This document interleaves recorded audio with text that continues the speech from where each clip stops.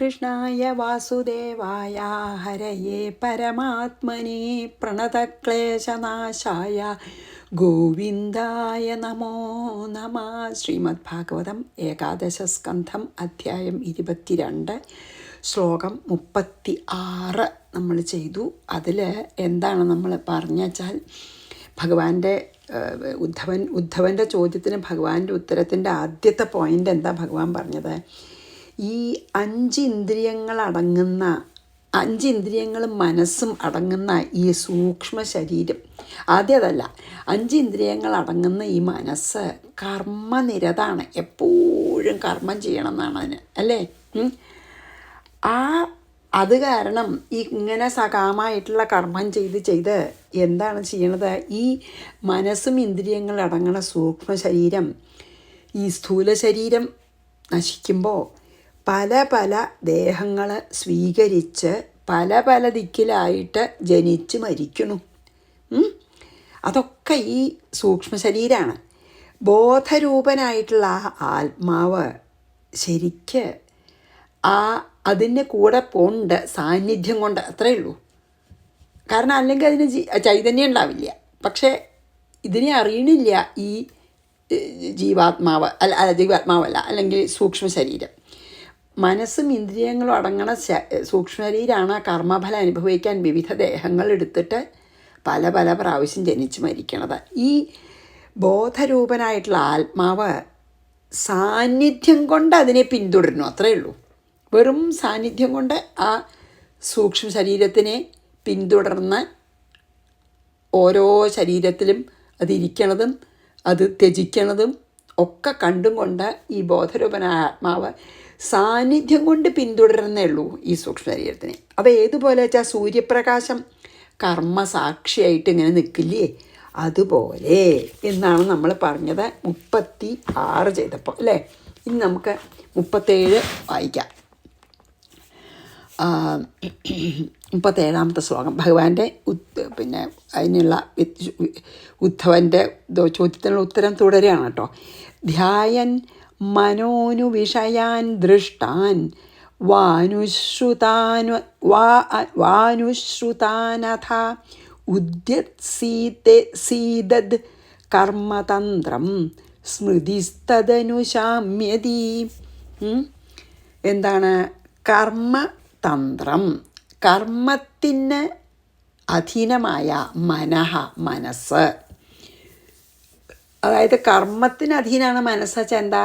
കർമ്മബന്ധനം ഉള്ള മനസ്സ്.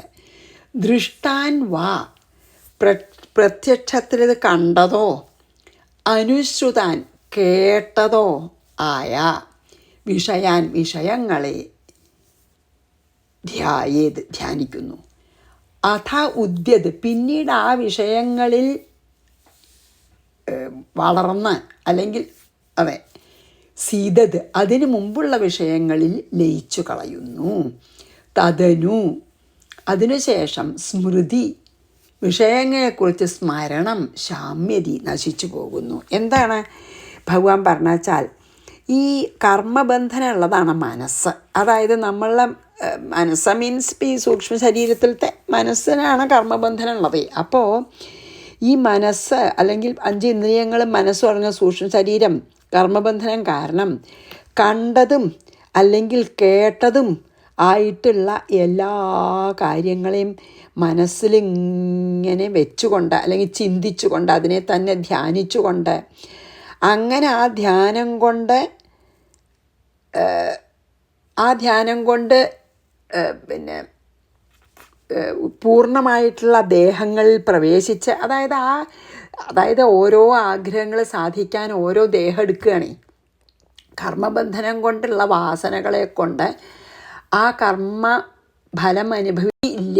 അതായത് മുമ്പുള്ള ജന്മത്തിൻ്റെ സ്മൃതിയൊന്നും ഇല്ലേനും, അതായത് പുതിയ ജന്മം എടുക്കുമ്പോൾ ഒന്നും പുതിയ ദേഹം സ്വീകരിക്കുമ്പോൾ പൂർവ്വജന്മ സ്മൃതി ഇല്ലാതെയാവും.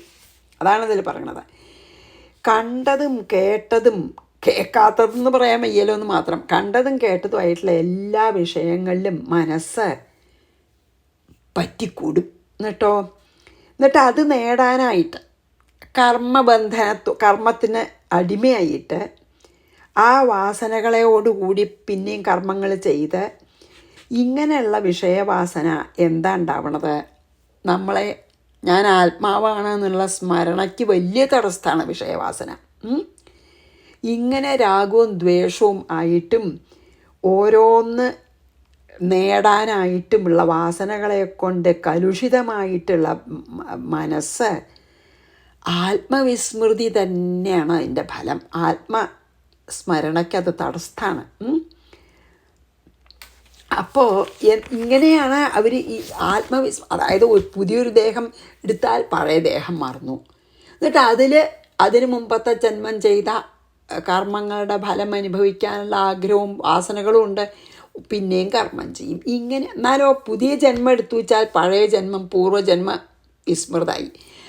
ഇങ്ങനെ കർമ്മവാസനയും കർമ്മബന്ധനവും കാരണം ആത്മാവിനെ സ്മരിക്കാൻ എപ്പോഴും തടസ്സമാണ്. അതായത് ഞാൻ ആത്മാവാണ്, ആത്മവിസ്മൃതിയിലാണ് ഇങ്ങനെ കഴിയണ ഈ ജീവൻ.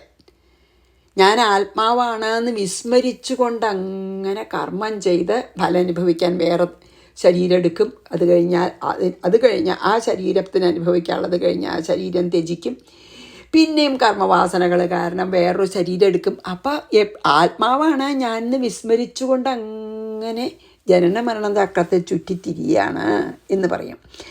ധ്യായൻ മനോനു വിഷയാൻ ദൃഷ്ടാൻ വാനുശ്രുതാനഥ, എല്ലാം കേട്ടേ കണ്ടതിലും ഒക്കെ മനസ്സ് വെച്ചിട്ടേ മനസ്സ് പറ്റിപ്പിടിച്ചിട്ട് രാഗദ്വേഷം ഉദ്യസീതത് കർമ്മതന്ത്രം, കർമ്മത്തിന് അധീനായിട്ട് സ്മൃതിസ്തനുശാമ്യതി, അതന്നെയാണ് ആത്മവിസ്മൃതിക്ക് കാരണമാവും ചെയ്യും കേട്ടോ.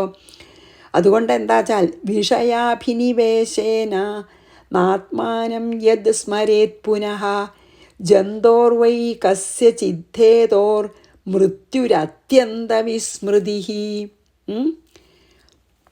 വിഷയാഭിനിവേശേന, ഈ കർമ്മത്തിൻ്റെ വിഷയങ്ങളിലുള്ള അതിയായ അഭിനിവേശം കാരണം ആത്മാനം മുമ്പുള്ള ദേഹത്തിനെ പുനഃ ന സ്മരേത്, പൂർവ്വജന്മത്തിൽ എന്ത് ദേഹമായിരുന്നു എന്ന് ഓർമ്മിക്കണേ ഇല്ല. എന്തുകൊണ്ട്? ഈ വിഷയാഭിനിവേശം കൊണ്ട്, വിഷയസുഖങ്ങൾ അനുഭവിക്കാനുള്ള ആഗ്രഹം കൊണ്ട് അതിനു മുമ്പത്തെ ജന്മത്തിനെയൊക്കെ വിസ്മൃതിയായി. യദ് ഏതൊന്നുണ്ടോ അത് തന്നെ കസ്യചിത് ഹേതോഹോ, ഏതോ ഒരു കാരണത്താൽ അത്യന്ത വിസ്മൃതി, മുമ്പുണ്ടായ ശരീരത്തിലുണ്ടാകുന്ന ആ അഹങ്കാരനാശം തന്നെ ജന്തോഹോ, ആ ദേഹാഭിമാനിയായ ജീവന് മൃത്യുഹുവായി, മരണം എന്ന് പറയപ്പെടുന്നു. ആ ദേഹാഭിമാനം പോയി. ഒരു ദേഹത്തിൽ ഇരുന്നിട്ട് ഞാൻ ഈ ദേഹാന്ന് വിചാരിക്കുന്ന ദേഹാഭിമാനം ആ ദേഹം നശിക്കുമ്പോൾ ഇല്ലേണ്ടി പോവും ഇല്ലേ? പക്ഷെ വേറൊരു ദേഹം എടുത്താൽ ആ ദേഹമാണെന്ന് അഭിമാനിക്കും. അപ്പോഴും ഇല്ല ആത്മസ്മരണം, ആത്മാവിനെ സ്മരിക്കണില്ല. ഒരു ദേഹത്തിലിരുന്ന് ഞാൻ ഈ ദേഹമെന്ന് അഭിമാനിച്ച് ആ ദേഹത്തിന് അനുഭവിക്കേണ്ട എല്ലാ അനുഭവങ്ങളും തീർന്നാൽ ആ ദേഹം ത്യജിക്കുന്നതോടുകൂടി ആ ദേഹത്തിൻ്റെ അഭിമാനം തീർന്നു. എന്നിട്ട് പിന്നൊരു ദേഹം എടുക്കുമ്പോൾ ഞാൻ ആ ദേഹമാണെന്ന് വിചാരിക്കുക. അപ്പോൾ ആത്മാവിനെ സ്മരിക്കണില്ല, അപ്പോഴും ആത്മവിസ്മൃതി തന്നെയാണ്. എന്താ പറഞ്ഞ വെച്ചാൽ ഈ പുതിയ ശരീരത്തിലുള്ള അഭിനിവേശം, അതായത് ആ വിഷയത്തിലുള്ള അതിയായിട്ടുള്ള ആഗ്രഹം, ഒരു പുതിയ ശരീരം കിട്ടി, അതിലിരുന്നും കൊണ്ട് വിഷയസുഖങ്ങൾ അനുഭവിക്കാനുള്ള അത്യധികമായിട്ടുള്ള ആഗ്രഹം ഹേതുവായിട്ടാണ് ഇതിനു മുമ്പുള്ള ശരീരത്തിനെ മറക്കും. അതായത് ഒരു ശരീരപ്പെടുത്തു എന്ന് വെച്ചോളൂ, ആ ശരീരത്തിൽ കൊണ്ട് അനുഭവിക്കാനുള്ള വിഷയസുഖങ്ങളെ ഓർക്കാനേ സമയമുള്ളൂ. അപ്പോൾ അതിന് മുമ്പുണ്ടായ ശരീരത്തിനെ പറ്റി മറന്നു. ഇതന്നെയാണ് ജീവൻ്റെ മരണം. അല്ലാതെ ശരീരം പോലെ നാശമല്ല. അതായത് ഇങ്ങനെ നമ്മൾ സ്മരണ ഇല്ലാതെ ഇങ്ങനെ മുമ്പിലേക്ക് പോവുകയാണേ. അതായത് ശരിക്ക് പറയാച്ചാൽ ഈ എല്ലാ ജീവികൾക്കും മരണം എന്നത് ഭയങ്കരം മറവിയുണ്ടാക്കുന്നൊരു പ്രതിഭാസമാണ് മരണം എന്നുള്ളത്. വെച്ചാൽ പിന്നെ രണ്ടാമത് ജനിക്കുമ്പോൾ ഈ ജന്മം ഓർമ്മയില്ല. നമ്മളെത്ര പ്രാവശ്യം ജനിച്ച് മരിച്ചതാണ്, പക്ഷെ നമുക്കൊരൊറ്റ ജന്മം ഓർമ്മയില്ല അല്ലേ? അപ്പോൾ ഇവിടെ ഭഗവാൻ പറയണത് എന്താ വെച്ചാൽ എല്ലാ ജീവികൾക്കും മരണം എന്നത് ശരിക്കും വിസ്മരണം ഉണ്ടാക്കുന്നൊരു പ്രതിഭാസമാണെന്ന്. പിന്നെയും ഈ സ്വപ്നത്തിലും മനോരഥത്തിലും ഒക്കെ ഉള്ള പോലെ ആത്മാവിനെ മറന്നുകൊണ്ടുള്ള വിഷയങ്ങളുടെ പിന്നെ ഉള്ള അഭിനിവേശം തന്നെയാണ് ജനനം. പിന്നത്തെ ജന്മത്തിലും തന്നെയാണ് വിഷയസുഖങ്ങൾ അനുഭവിക്കാൻ വേണ്ടിയിട്ടാണ് ജനിക്കണത്. അതുകൊണ്ടാണ് അങ്ങനെ പറയണത്. ആത്മാവിനെ മറന്നിട്ട് വിഷയങ്ങളെ അനുഭവിക്കാനുള്ള ആ ആഗ്രഹം ശരിക്കും ഉണ്ടാവലാണ് ജനനം. അപ്പം പണ്ടുള്ള തന്നെയായിരുന്നു എന്ന് നമ്മളെ പണ്ടുള്ള ആ ജീവൻ തന്നെയാണ് ഇതിലുള്ള ജീവനും എന്നുള്ളത് ഓർമ്മയില്ലാതെ പുതിയൊരു ശരീരമെടുത്ത് പുതിയ ഞാനാണെന്ന് ഭ്രമിച്ചിട്ട് ഈ സ്വപ്നം പോലെയുള്ള വിഷയങ്ങളുമായി വീണ്ടും ഈ ജീവൻ ബന്ധപ്പെടുന്നു. പിന്നെയും ഇതന്നെ ആ ഒരു ഒരിക്കലും അവസാനിക്കാത്ത ഒരു മരണചക്രം. ആലോചിച്ചാൽ കഷ്ടമാണല്ലേ ശരിക്കും. അപ്പം ജീവൻ്റെ ഒരു മരണം പറഞ്ഞു വെച്ചാൽ ശരിക്കും പറയാച്ചാൽ ജീവൻ്റെ മരണം വെച്ചാൽ പൂർവ്വജന്മത്തിനെ വിസ്മരിക്കുക. ജനനം പറഞ്ഞാൽ പുതിയ വിഷയം അനുഭവിക്കാനുള്ള ആഗ്രഹങ്ങൾ ഉണ്ടാവുക. അത് ജനനം. അതിനാണല്ലോ എടുക്കണത് പിന്നെ ശരീരം. അതാണ് പറഞ്ഞത്. ഇനി വിഷയാഭിനിവേശേന നാത്മാനം യത് സ്മരേത് പുനഃ ജന്തോർവൈ കസ്യ വിദ്ധേതോർ മൃത്യുരത്യന്ത വിസ്മൃതി. അതാണ് പറയണത്. ഇങ്ങനെ പിന്നെ ഇത് ഭഗവാൻ അത്ര നന്നായിട്ട് പറഞ്ഞു അല്ലേ. എന്താ പറയണേ, ഈ ഈ നമ്മളിങ്ങനെ കഷ്ടപ്പാട് അനുഭവിക്കണ, ഭയവും ദുഃഖമൊക്കെ അനുഭവിക്കണ ദേഹത്തെക്കുറിച്ചുള്ള പിന്നെ ഭയം കൊണ്ടും, അതായത് പല പല കഷ്ടങ്ങൾ അനുഭവിക്കുന്ന ദേഹത്തെക്കുറിച്ചുള്ള ഭയവും ദുഃഖവും കൊണ്ടോ ദേഹാഭിനിവേശം കൊണ്ടുള്ള സന്തോഷം കൊണ്ടോ ഒക്കെ പൂർവ്വദേഹത്തെക്കുറിച്ച് അങ്ങോട്ട് മറക്കും. ഇപ്പോഴത്തെ ദേഹത്തിരിക്കുമ്പോഴത്തെ ദുഃഖം കൊണ്ടും സന്തോഷം കൊണ്ടും വിഷയസുഖങ്ങൾ ആഗ്രഹിക്കണമെന്ന് പലത് മറക്കും. അതായത് ശരിക്കും പറയാച്ചാൽ ഞാൻ ഈ ദേഹമാണെന്ന് ഒരു ദേഹത്തിലിരുന്നിട്ട് ഞാൻ ആ ദേഹമാണെന്ന് അഭിമാനിക്കുന്നത് ഇല്ലാതെ ആവുന്നതാണ് ആ ജീവൻ്റെ മരണം എന്ന് പറയണം. ശരിക്കും ഈ ദേഹമാണെന്നുള്ള അഭിമാനം ഇല്ലാണ്ടാവും. എന്നിട്ടോ വേറൊരു ദേഹത്തിൽ ഞാനിത് ദേഹമാണെന്ന് പറയണതാണല്ലോ ജന്മം അല്ലേ. അപ്പോൾ സ്വപ്നത്തിലും മനോരാജ്യത്തിലും ഒക്കെ ഈ സ്വപ്നത്തിൽ നമ്മൾ വേറൊരാളായിരുന്നെങ്കിൽ എന്നോ അല്ലെങ്കിൽ സ്വപ്നത്തിൽ വേറൊരാളായിട്ടൊക്കെ കാണാമല്ലോ.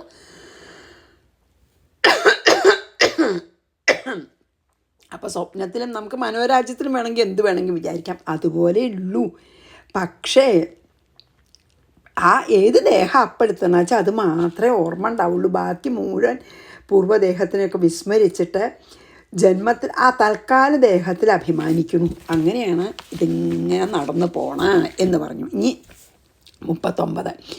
ജന്മത്വാത്മതയാ പുംസ സർവഭാവേന ഭൂരിത വിഷയസ്വീകൃതിം പ്രാഹുർ യഥാ സ്വപ്നമനോരഥ. അതാണിപ്പോൾ പറഞ്ഞത്. അത് തന്നെയാണ് പറഞ്ഞത് അല്ലേ. ഈ പിന്നെ ഈ യാതന അനുഭവിച്ച ദുഃഖവും വിഷമവും അനുഭവിക്കുന്ന ശരീരത്തിൽ അഭിമാനം കൊണ്ടുണ്ടായ ഭയവും ദുഃഖവും ഇതിനാലോ അങ്ങനെ സന്തോഷം കൊണ്ടോ നമ്മൾ മറക്കുകയാണ് പൂർവ്വത. അതാത് ഏത് ശരീരം എടുത്തണം അതിൻ്റെ ഓർമ്മയുള്ളൂ. ഇനി ഭൂരിത കോഴി, അതായത് ഹേ ഉദ്ധവ, പിന്നെ സ്വപ്നമനോരഥ യഥ, സ്വപ്നവും മനോരാജ്യവും ഇതുപോലെ തന്നെ സർവഭാവേന അഭേദമായി ആത്മാവ് എന്നു തന്നെ വിഷയസ്വീകൃതിയും ശരീരത്തിൽ അഭിമാനം വയ്ക്കുക എന്നതിനെയാവുന്നു പുംസം ജീവന് ജന്മം. അതാണ് ജന്മം. മരണം മരണം എന്താന്ന് പറഞ്ഞു. ദേഹാഭിമാനം. ഒരു ദേഹത്തിലിരിക്കുമ്പോൾ ഞാൻ ആ ദേഹ എന്നുള്ള അഭിമാനം ഇല്ലാതെ ആവുന്നതിനെ മരണം എന്നും, പിന്നെയോ സ്വപ്നം പോലെ തന്നെ സ്വപ്നമോ അല്ലെങ്കിൽ മനോരാജ്യം പോലെ മാത്രമായ വേറൊരു ശരീരം എടുത്തിട്ട് ഇതാണ് ഞാൻ ശരീരം എന്ന് അഭിമാനിക്കുന്നതാണ് വേറൊരു ജന്മം എന്ന്, അല്ലേ? ശരിക്കും അതെ, ഈ ശരീരം വിട്ട് വേറൊരു ശരീരം എടുക്കുന്നു. അപ്പം അതേ അറിയുള്ളൂ. അങ്ങനെ പുതിയ വാസനകളും വിഷയം ആഗ്രഹിക്കാനുള്ള ആ മോഹമാണ് ജന്മം. ഇനി 39 വായിച്ച് 40. ജന്മത്വാത്മതയാ പുംസ സർവഭാവേന ഭൂരിത വിഷയസ്വീകൃതിം പ്രാഹുര്യഥാ സ്വപ്നമനോരഥ. അതായത് സ്വപ്നവും മനോരാജ്യമൊക്കെ എങ്ങനെയാണ്, അതുപോലെയാണ് പുതിയ ശരീരത്തിൽ ഞാൻ ആ ശരീരം എന്നുള്ള വിചാരത്തോടു കൂടി ഇരിക്കണത്. അതിനെയാണ് നമ്മൾ ജന്മം എന്ന് പറയണത് എന്ന്. ഇനി പിന്നെ അതായത് ശരീരം വേറെ തന്നെയാണ്, പക്ഷേ ഈ ജീവാത്മാവ് ഒന്ന് തന്നെയാണ്, അല്ലേ? കണ്ടിന്യൂസ് ആണത്. അത് ശരിക്കും ആലോചിച്ചാൽ വളരെ അത്ഭുതമാവും. ശരീരം മാറുന്നുണ്ടെങ്കിലും ജനിക്കണുണ്ടെങ്കിലും ജീവാത്മാവ് ഒന്ന് തന്നെയാണ്, അല്ലെങ്കിൽ ആ സൂക്ഷ്മ ശരീരം ഒന്ന് തന്നെയാണ്. ഇനി സ്വപ്നം മനോരഥം ചേത്തം പ്രോക്തേനം സ്വപ്നം മനോരഥം ചേത്തം പ്രാക്തനം എന്നാണ്. പ്രാക്തനം ന സ്മരത്യസൗ തത്ര പൂർവമിവ ആത്മാനം അപൂർവം ചാനുപശ്യതി. അസൗച ഇത്തം ഇപ്പോഴുള്ള ശരീരത്തിലിരിക്കുന്ന ഈ ജീവൻ, ഈ പുതിയ ശരീരത്തിലെ ഇതിനു മുമ്പുള്ള ശരീരത്തിനെ എങ്ങനെ ഓർക്കുന്നില്ലയോ അതുപോലെ തന്നെ പ്രാക്തനം മുമ്പുണ്ടായ സ്വപ്നത്തെയും മനോരഥം മനോരാജ്യത്തിനെയും ന സ്മരിക്കുന്നില്ല. തത്ര അപ്പോൾ ഈ മനോരഥത്തിനോ സ്വപ്നത്തിനോ ഇരുന്നു കൊണ്ട് പൂർവം ആത്മാനം മുമ്പത് അറിഞ്ഞിരുന്നെങ്കിൽ പോലും അപൂർവം ഇവ ഇപ്പോൾ ജനിച്ചവനെ പോലെ അനുപശ്യതി. ആ ശരിക്കും പറയാച്ചാൽ സൂക്ഷ്മ ശരീരം ഒന്നുതന്നെയാണെങ്കിൽ പോലും എന്താണ് ഇങ്ങനെ സ്വപ്നം കാണുന്നവനും മനോരാജ്യം കാണുന്നവനുമായിട്ടുള്ള ഈ ജീവൻ, സ്വപ്നോ മനോരഥം പോലെയുള്ള ഈ ജീവൻ, അതായത് സ്വപ്നം കാണുന്നവനും മനോരാജ്യം കാണുന്നവനുമായിട്ടുള്ള ഈ ജീവൻ പുതിയ ശരീരത്തിൽ പ്രവേശിച്ചിട്ട് വിഷയങ്ങളെ അനുഭവിക്കാനുള്ള ആ ആഗ്രഹം കൊണ്ട് മുമ്പുള്ള ദേഹത്തെ സ്മരിക്കാതെ എന്താണ് ഈ ശരിക്കും പറയാച്ച ആത്മാവിൻ്റെ സാന്നിധ്യം എപ്പോഴും ഉണ്ട്, അതറിയാതെ ഇപ്പം പുതിയൊരു ശരീരത്തിൽ ഞാനാണെന്ന് അഭിമാനിച്ച് നടക്കുന്നു. പറയുമ്പോൾ ഈ ആത്മാവ് സാന്നിധ്യം കൊണ്ട് എപ്പോഴും എല്ലാറ്റിലും പിന്നാലെ പോണ്ട്. പക്ഷെ അതറിയാണ്ട് ഞാനിപ്പോൾ ഈ പുതിയ ശരീരമാണെന്ന് എല്ലാം മറന്ന് പുതിയ ശരീരമാണെന്ന് വിചാരിക്കുന്നു. ശരിക്ക് ജീവാത്മാവ് ഒന്ന് തന്നെയാണ്, പക്ഷേ അതൊന്നും അറിയില്ല. കാരണം ശരീരമാണെന്നുള്ള അഭിമാനം കൊണ്ട് ശരീരം മാറിയാൽ ഞാനും മാറി, അത്രയും നിശ്ചയുള്ളൂ. ആത്മാവ് കൂടെ സഞ്ചരിക്കുന്നുണ്ട് സാന്നിധ്യം കൊണ്ട്, അതും അറിയണില്ല. സ്വപ്നം മനോരഥം ചേത്തം പ്രാക്തനം ന സ്മരത്യസൗ തത്ര പൂർവമിവാത്മാനമപൂർവം ചാനുപശ്യതി. അതായത് തൽക്കാല ദേഹത്തിൽ അഭിമാനിക്കുകയാണ്. ഏത് ദേഹത്തിലാണ് ഇപ്പം ഇരിക്കണേ അതിലഭിമാനിക്കുന്നു, അല്ലേ? അല്ലാതെ ഒന്നും അറിയില്ല ഈ ജീവനെ, അല്ലെങ്കിൽ എന്താണ് ഓരോ ജീവനും അതേ അറിയുള്ളൂ. മുമ്പുള്ള തന്നെയാണെച്ചാലും പുതിയതാണെന്ന് ഭ്രമിച്ച് സ്വപ്നത്തിലെ മനോരാജ്യത്തിലെ പോലെ വിഷയങ്ങളുമായി വീണ്ടും ബന്ധപ്പെടുന്നു. അതാണ് ഒരു വല്ലാത്ത സങ്കടമല്ലേ, നമുക്ക് അറിയണില്ലല്ലോ എന്നുള്ളത്, അല്ലേ? എന്താ ചെയ്യുക, മായയിൽ പെട്ടിട്ട്. 41 വായിക്കാം. ഉപസംഹരിക്കുന്നതിനെ ഇന്ദ്രിയായന സൃഷ്ട്യേദം ത്രൈവിധ്യം ഭാതി വസ്തുനി ബഹിരന്തർഭിതാ ഹേതുർ ജനഃ അസജ്ജനകൃദ്യഥ എന്നാണ്. ഇന്ദ്രിയായന സൃഷ്ട്യ ഇന്ദ്രിയങ്ങൾക്ക് ആശ്രയമായ മനസ്സിന് വേറെ ശരീരത്തിലുണ്ടാകുന്ന ആഗ്രഹം, അതുകൊണ്ടാണ് ആ ശരീരം എടുക്കണത്. വിഷയസുഖങ്ങൾ, അതായത് കർമ്മം ബന്ധനം ഉണ്ടാവുകൊണ്ട് കർമ്മം ചെയ്ത് ഇന്നതൊക്കെ അനുഭവിക്കാനുണ്ടല്ലോ, അതിനു വേണ്ടിയിട്ട് ആഗ്രഹിച്ചു കൊണ്ടാണ് വേറൊന്ന് ശരീരം എടുക്കുന്നത്. അപ്പോൾ അതാണ് ഇന്ദ്രിയങ്ങൾക്ക് ആശ്രയമായ മനസ്സിന്, അതായത് ഈ മനസ്സും ഇന്ദ്രിയങ്ങളും അടങ്ങുന്ന സൂക്ഷ്മ ശരീരം ഇനി പുതിയ വിഷയങ്ങളിലുള്ള ആഗ്രഹം കാരണം വസ്തുവിനി ആത്മാവിങ്കൽ അഭിമാനത്താൽ അസദ് ഇതം സത്യമില്ലാത്ത ഉത്തമൻ ത്രൈവിധ്യം മധ്യമൻ നീചൻ എന്ന് 3 വിധമായി ഇതം ത്രൈവിധ്യം 3 തരത്തിലായിട്ട് ഭാസിക്കുന്നു. ജനഹ ജീവാത്മാ അസജ്ജകൃത് യഥ സ്വപ്നത്തിലില്ലാത്ത പല ശരീരത്തിനെ കണ്ട് പലവിധ രൂപം ഉണ്ടായതാണെന്ന് തോന്നുന്ന പോലെ ബഹിരന്തരഭിത ബാഹ്യവിഷയങ്ങളെയും ഹേതു ഉള്ളിൽ സുഖങ്ങളെയും കാണുന്നു. അതാണ് ഇതിലിപ്പോൾ ഭഗവാൻ ഇതിൽ പറയണത്. എന്താ വെച്ചാൽ ഇങ്ങനെ ഇന്ദ്രിയങ്ങൾക്ക് ആശ്രയമായിട്ടുള്ള മനസ്സ്, അതെ, മനസ്സും ഇന്ദ്രിയങ്ങളൊക്കെ ഈ സൂക്ഷ്മശരീരത്തിൻ്റെ ഭാഗമാണ്. പക്ഷേ ഇന്ദ്രിയങ്ങൾക്ക് മനസ്സാണ് ആശ്രയം എപ്പോഴും. അപ്പോൾ ഇന്ദ്രിയങ്ങൾക്ക് ആശ്രയമായിട്ടുള്ള ആ മനസ്സ് ഉത്തമം മധ്യമം അധമം എന്നുള്ള വ്യത്യാസമുള്ള അതായത് ആധ്യാത്മികമാണ് ഉത്തമം, ആധിഭൗതികം മധ്യമം, ആധിദൈവികം അങ്ങനെയുള്ള ഭാവന ചെയ്ത് ആധ്യാത്മിക ആധിഭൗതിക ആധിദൈവികമായിട്ടുള്ള ഭേദങ്ങളൊക്കെ ഭാവന ചെയ്ത് ജീവിതം തുടരുന്നു. അതാണ് പറയണത്. അതായത് ഈ കാലത്തിൻ്റെ ഗതിയിലൊക്കെ ദിവസേന ജീവജാലങ്ങളൊക്കെ മരിക്കണു ജനിക്കണു അല്ലേ, കാലത്തിൻ്റെ ഒഴുക്കിൽ. അപ്പോൾ ഇതിലെന്താ പറഞ്ഞതെന്ന് വെച്ചാൽ ഇന്ദ്രിയങ്ങളുടെ ആശ്രയമായ മനസ്സിൻ്റെ ആഗ്രഹത്തിൻ്റെ സൃഷ്ടി കൊണ്ടാണ് മനസ്സാണ് സൃഷ്ടിക്കുന്നത്. എന്താ ഇങ്ങനെയുള്ള ഉത്തമം മധ്യമം നീചൻ അധമൻ എന്നുള്ള ഭേദങ്ങളൊക്കെ തോന്നണത്. അതായത് സ്വപ്നത്തിൽ ജീവനില്ലാത്ത വിഷയങ്ങൾക്കൊക്കെ നമുക്ക് ശരിക്കും സ്വപ്നമില്ലല്ലോ, യഥാർത്ഥമല്ലല്ലോ, അതിലൊക്കെ നമുക്ക് ജീവൻ്റെ തോന്നൂലോ. അതേപോലെയാണ് നമുക്ക് അജ്ഞാനം കൊണ്ട് ഇതൊക്കെ ശരിയാ തോന്നും. അതുകൊണ്ടാണ് ഇതിൽ പറയണത് ഈ എന്താണ്, അല്ലെങ്കിൽ ഈ ത്രൈവിധ്യം എന്താ, ആധ്യാത്മിക ആധിഭേദങ്ങളൊക്കെ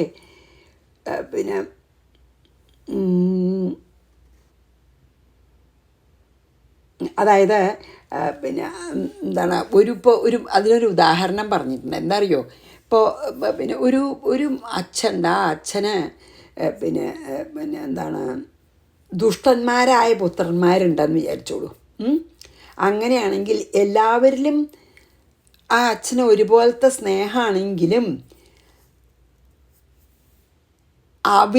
അവർക്ക് അവരുടെ ആ ദുഷ്ടത കൊണ്ട് ശത്രു ആവാം, ചിലർ മിത്രമാവാം. നല്ല സ്വഭാവമുള്ള കുട്ടികൾ മിത്രമാവാം അച്ഛൻ്റെ, ചീത്ത ദുഷ്ടന്മാരച്ഛ ശത്രു ആവാം. ഒരുപോലെ അണച്ചാലും അതാണ് ഇപ്പോൾ നമ്മൾ പറയണത്. ശരിക്ക് വ്യത്യാസമൊന്നും ഇല്ലെങ്കിലും ഈ മിഥ്യയായിട്ടുള്ള ആഗ്രഹം കൊണ്ട് ഉത്തമവും മധ്യമവും നീചവും ഒക്കെ ആയിട്ട് കാണും. ഭേദങ്ങളൊക്കെ അവർക്ക് അത് ഉണ്ടെന്ന് തോന്നും എന്ന് പറയണം ജീവനെ. അതാണ് ഈ ഇതിൽ പറയണത്. അതെ, അതായത് ഇന്ദ്രിയങ്ങളുടെ ആശ്രയമായ മനസ്സിൻ്റെ സൃഷ്ടിയിൽ അഭിമാനിച്ച് എന്താ ചെയ്യണ ജീവൻ? ആ മനസ്സാണ്, ഈ മനസ്സിൻ്റെ ആഗ്രഹം കൊണ്ടാണ് രണ്ടാമത് ജന്മം എടുക്കണത്. അല്ലെങ്കിൽ മനസ്സടങ്ങുന്ന സൂക്ഷ്മ ശരീരം കൊണ്ടാണ് പുതിയ ജന്മം എടുക്കണം. അങ്ങനെ ഈ മനസ്സിൻ്റെ സൃഷ്ടിയിൽ അഭിമാനിച്ചിട്ട് ജീവൻ ഉത്തമൻ മധ്യമൻ നീചൻ എന്നുള്ള മിഥ്യയായിട്ടുള്ള ഭേദങ്ങളിൽ അഭിമാനിച്ച് ബാഹ്യവും ആഭ്യന്തരവുമായ സുഖദുഃഖങ്ങളെ അനുഭവിക്കുന്നു എന്നാണ് പറഞ്ഞത്. അതായത് ഈ ജീവന് അജ്ഞാനം കൊണ്ടാണ് ഇത് മുഴുവൻ പറ്റണത്. കാരണം ആത്മവിസ്മൃതി കൊണ്ടാണ് ഞാൻ നീചനാണ്, ഞാൻ ഉത്തമനാണ്. അതായത് നമ്മുടെ കർമ്മത്തിൻ്റെ വാസന അനുസരിച്ചിട്ട് നീചയോനികളിൽ ജനിക്കേണ്ടി വരിക, അല്ലെങ്കിൽ നല്ല ദിക്കിൽ ജനിക്കുക, അതായത് നല്ല നല്ല കർമ്മങ്ങളൊക്കെ ചെയ്യാൻ വേണ്ടിയിട്ട് അങ്ങനെയാവാം. പക്ഷെ ആ ഭേദങ്ങളൊന്നും ശരിക്കില്ല. ഇതെല്ലാം ഈ ജീവൻ്റെ ആത്മവിസ്മൃതി കൊണ്ട് വരണതാണ് എന്നാണ് ഇതിൽ പറഞ്ഞത് കേട്ടോ. ഇനി നമുക്ക് അത്